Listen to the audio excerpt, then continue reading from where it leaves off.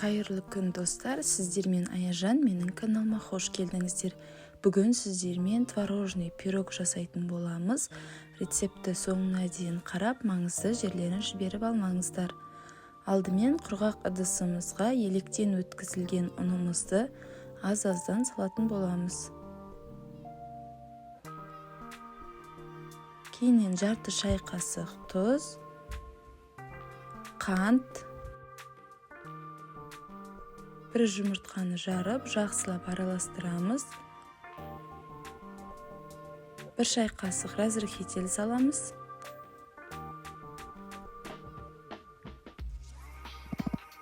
Үш ас қасық қаймақ.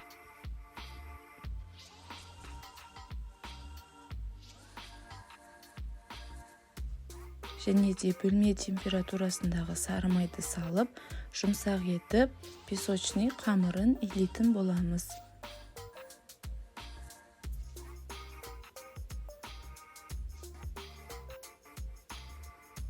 Қамырымыз жұмсақ қамыр болып шығады.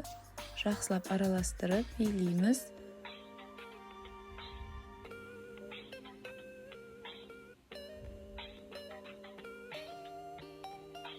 Кейіннен илеген қамырымызды салафанға салып, жарты сағатқа тоңазытқышқа салып қоямыз.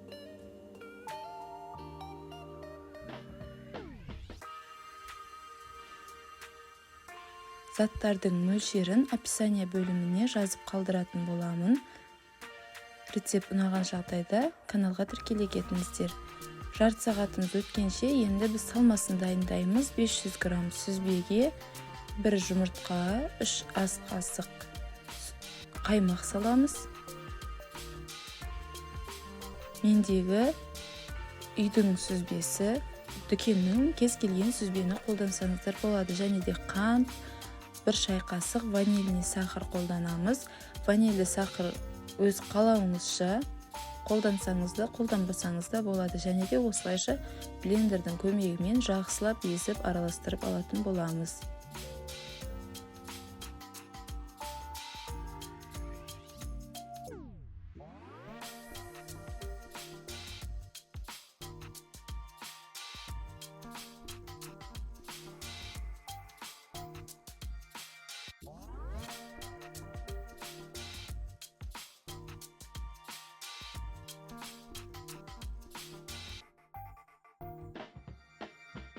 Барлығын араластырып болған соң, жаңағы песочный қамырымызды алып, екі бөлікке бөлетін боламыз.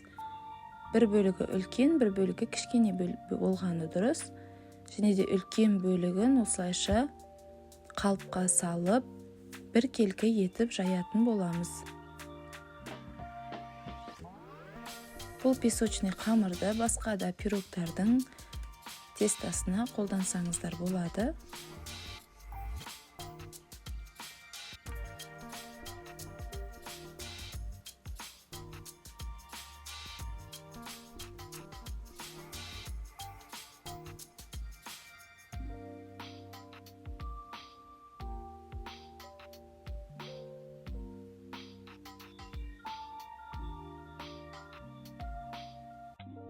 Вилканың көмегімен осылайша тесіп шықсаңыздар болады.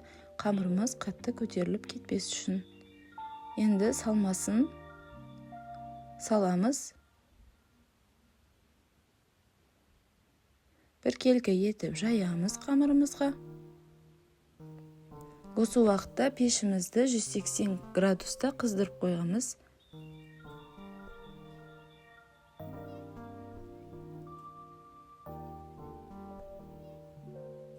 Үстіндегі қамырымыздың кішкентай бөлігін оқтаудың көмегімен жайып,